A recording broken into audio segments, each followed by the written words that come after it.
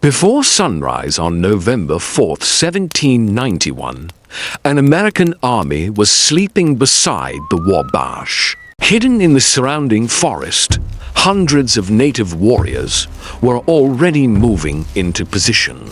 The United States was less than a decade removed from independence, but its western frontier was already at war.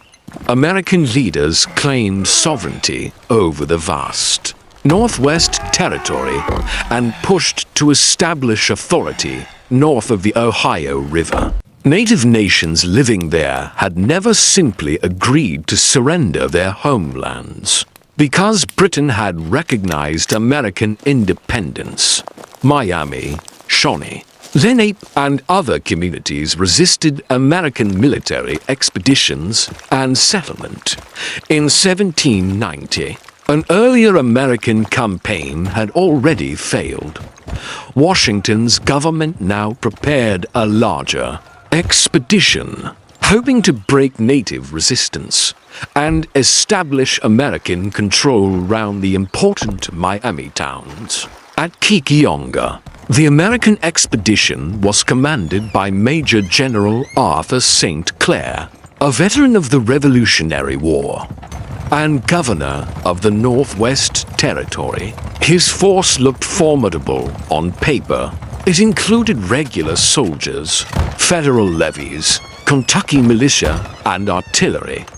But on the other side was not a scattered collection of fighters. A multi-nation native alliance had mobilized to defend the region. Important leaders included Mihšihkinaahkwa Turtle of the Miami and Wabash, known as Blue Jacket of the Shawnee, and the Lenape leader Buckongahelas. Modern accounts differ over exactly how centralized native command was. What is clear is that the warriors who confronted St. Clair were capable of coordinated large-scale action. St. Clair began moving north from Fort Washington in September. The expedition had to cut roads through wilderness, construct forts, and keep supplies moving across an increasingly long route. Progress was painfully slow. Desertion, sickness, and logistical problems reduced the force. Discipline suffered. Then, shortly before reaching the Wabash, St. Clair sent part of his regular infantry back to protect the supply train and pursue deserters. By November 3rd, roughly 1,400 men were associated with the force facing the coming battle. Warning signs were appearing. Native scouts had watched the American advance. Evidence suggested enemies were nearby. Yet St. Clair's camp was not protected by substantial field fortifications. The Kentucky militia camped separately across the stream from the main force. The Americans had marched into a position their opponents understood far better than they did. Before dawn on November 4th, native warriors moved through the forest round the American position. When the attack came, it came fast. The first blow struck the Kentucky militia across the Wabash. Under intense pressure, many militiamen broke and rushed toward the main American camp. Almost immediately, the battlefield became dangerously compressed. Native warriors extended around St. Clair's force in a broad arc, firing from woodland cover and shifting positions. While the Americans struggled to form effective lines, the artillery might have seemed like St. Clair's greatest advantage. Instead, the gun crews became exposed targets as casualties mounted. Native warriors pressed closer, and the cannons became increasingly difficult to operate. American officers repeatedly tried to restore order. Bayonet charges temporarily drove warriors away from portions of the line.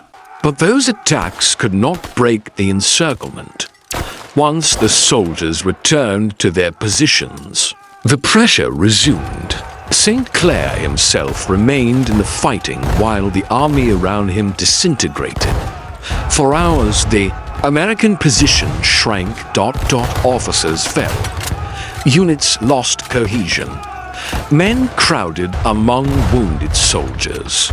Baggage and artillery while fire continued from the surrounding woods.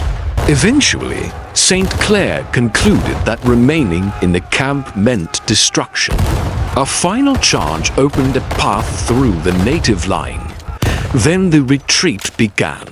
Discipline vanished almost immediately. Soldiers abandoned weapons and equipment and ran south toward Fort Jefferson while native warriors pursued the broken column. In only a few hours, an expedition created to impose American power in the Northwest had effectively ceased to exist as a fighting force. The scale of the defeat was extraordinary. Official U.S. Army summaries record more than 600 Americans killed and hundreds more wounded. 8 artillery pieces and much of the Army's equipment were lost. St. Clair escaped, but his expedition was shattered. The Native Alliance had achieved one of the most devastating victories ever inflicted on United States forces by native warriors. The defeat exposed something larger than one commander's failure. The young United States did not yet possess the kind of reliable professional army needed for a sustained frontier campaign. Congress investigated the disaster. St. Clair resigned his army command in 1792, and the inquiry later exonerated him. Washington's government then turned to Major General Anthony Wayne. Under Wayne, a reorganized force, the Legion of the United States, received systematic training before returning to the Northwest. The battlefield defeat of 1791 had helped force an American military transformation, remembered for generations as St. Clair's defeat. The battle can look completely different from the other side. It was also a planned native victory, won by communities defending their homelands through intelligence, coordination, and battlefield skill. St. Clair's disaster changed the United States Army, but the victory belonged to the Native Alliance that had outmaneuvered it. So what mattered most? That morning, American failures or native strategy that was simply better? Share your reasoned verdict in the comments and subscribe for more carefully researched stories from world history.